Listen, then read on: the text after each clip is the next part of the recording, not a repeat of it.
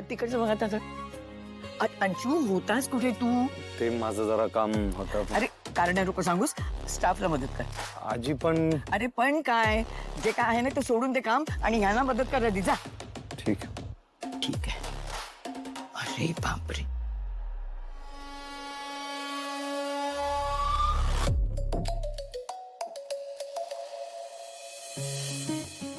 नमस्कार राजोडे मॅडम, काय म्हणता? नमस्कार. तुम्हाला तो आमचा हिऱ्यांचा हार आणि ते अजून दुसरे दागिने दिले होते ना पॉलिश करायला, ते झाले का? म्हणजे आज हवेत ना मला परत.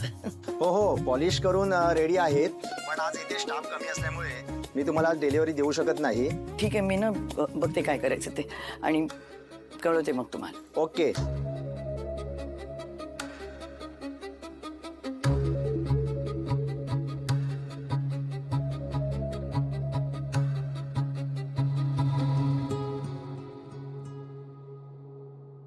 आजी काय झालं, चेहरा का पडलाय?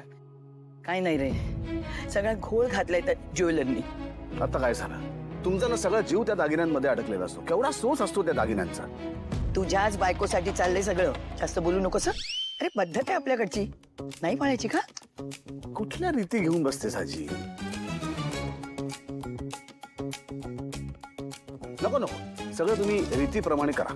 मग एवढा मोठा सोहळा आहे घरी, दागिने घरी पोहोचवू शकत नाही म्हणतोय तो. अगं आजी, एवढं काय त्याच्यात? अरे पिकअप करतो आम्ही. जायचं ना ऑफिसला, रेडी आहेस ना तू? हो. अरे चला काय ते दागिन्यांचं ठरवा आधी काय ते. अगं सांगितलं ना पिकअप करेन म्हणून, नाही तर पाठवीन कोणाला तरी. ते एवढे दागिने कोणाला आणायला सांगणार? जोखीम आहे ना त्यात.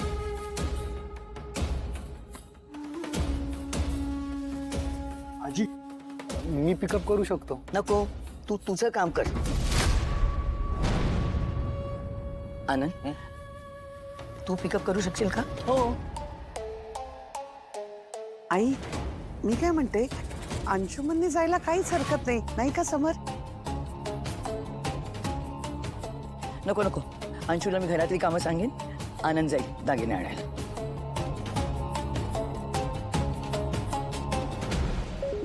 आजी त्याला कशाला घरातली कामं सांगतेस?